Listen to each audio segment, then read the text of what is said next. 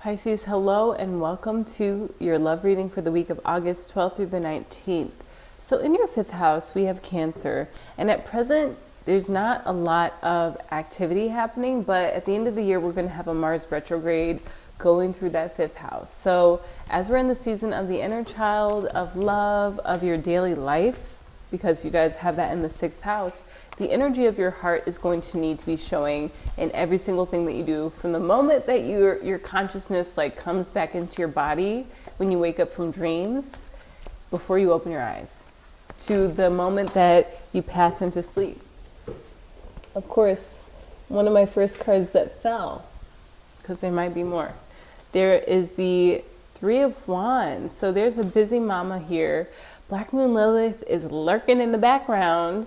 And for you all, that is your eighth house. So in the eighth house, you guys are coming up to letting a lot of things come up to the surface that might have been hidden from your own view, that might have been blocking love. It might have been putting conditions on love. It might have been having you control the ways that you receive love because of how you treated yourself. Maybe you only gave yourself credit if someone was all up in your DMs. Maybe you only gave yourself credit when you had a partner who you can control.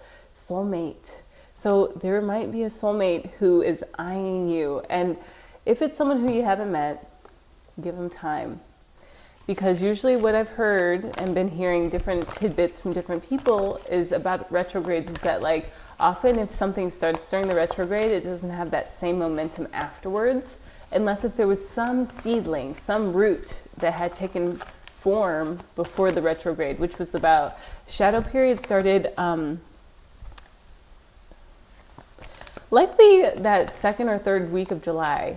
It was when Mercury was at 21 degrees Leo. So our thoughts and our mind will get back to that place, and from there move forward with a new perspective, a due perspective, something that maybe we had been putting off for a while, Pisces, because we have Neptune at 29 degrees, and it's sort of like this broadcasting signal, just asking you guys to start dropping the guys, drop the held beliefs, drop the held limiting patterns of how you show up in partnerships. Because if you're taking up 8 spots at a table for 10 and someone else wants to come and bring some friends, you're restricting who can show up. And I'm not saying that you even have people there. I'm just saying that on one plate you put a book, and this is representing your beliefs and the ways that you view reality. And another seat, it's like a coat from your grandparents, some heirlooms, some inherited beliefs. We have come to me, attracting like a rose, receive abundance and desires. From having soulmate and come to me, I feel like you guys are absolutely drenching yourself in a new aura. It's like you have this fragrance that is so blissful and ecstatic that you're cultivating intentionally by coming to realize, hey, I don't need to take up all this space. I need to take up space in my own life, but I don't need to take up space in other people's lives to be significant, to be relevant. I can just show up as me, and that me is good enough. We have Po and Ao. So this is the 2. Your feelings are going to lead you into new depths.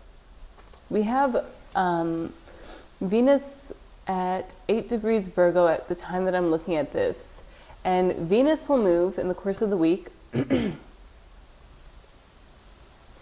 from 8 to 16. So we're going to decide that we're worth it, but then we're going to start to intuit. This is your 7th house.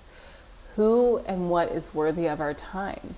And in the course of the week, Mercury retrograde will hit the sun at 26 degrees Leo. Last night I was watching the Coco Chanel movie, and it was I definitely think I was her in my past life. But she was a 26 degree Leo sun. So big decisions about our heart are going to come up, and we're going to have to decide that, hey, we're not too busy. I do have time for that love. I do have time for that. And maybe you've been keeping busy with work, and you do some caretaking stuff. Maybe you work with your children. Maybe you work with children. Maybe you work with the inner child on a daily basis. And that's something that you want to have more structure around, because it feels like with Pluto in your 12th house, and by Sunday the 18th, that moon and part of fortune will be at 11 degrees in your 12th house. So you have to be in a sense of absolute serenity you have to decide it. You have to decree it. You have to decide it. You have to make a statement to the world. I'm choosing to be in serenity every day because I'm attracting this king of air. That's my soulmate, king of air, someone who is diplomatic, brilliant. Maybe they have Gemini placements. Maybe they're just brilliant and they get you. And that's their brilliance, is that they totally get you, that they're in harmony with how you feel. They understand when you need more time, and they're going to give that to you. We have the Page of Water. Come to me with Page of Water. It feels like this is you. You're starting to get a knack for expressing yourself, but with more credence in what you have to say, what your feelings are saying. And this is giving you a leg up in the world. We have Black Moon Lilith moving to 5 degrees by Sunday. And for something is just telling me to stick with Sunday, to look at that Sunday, the 18th of August, when the sun is at 26 degrees and Mercury retrogrades at 26 degrees. We have Mars at 19 degrees Gemini, so this does feel like a good time to meet our match. We might come to meet someone. Hello, they might be a Libra. We have the Lovers and the Justice card. Or also Libra might help. I'm a Libra. They might help you guide to this person. So watch your weekly reading for the week of to the 16th. And this reading is going a little bit longer than that. So do your jogging work to get into the depths of your emotion, to know exactly what it is that you're looking for as far as support, as far as what's rightfully yours, the decision that you have to make, that 8, to get closer to what you love. Your feelings will show you the way. Like, we really have to just trust our feelings from here. We have to be in a place to where we are so tapped into our feelings that we can't be gaslit anymore, Pisces. We have the 4 of Earth. Being too frivolous, too cautious with money, good business decisions, giving to those less fortunate.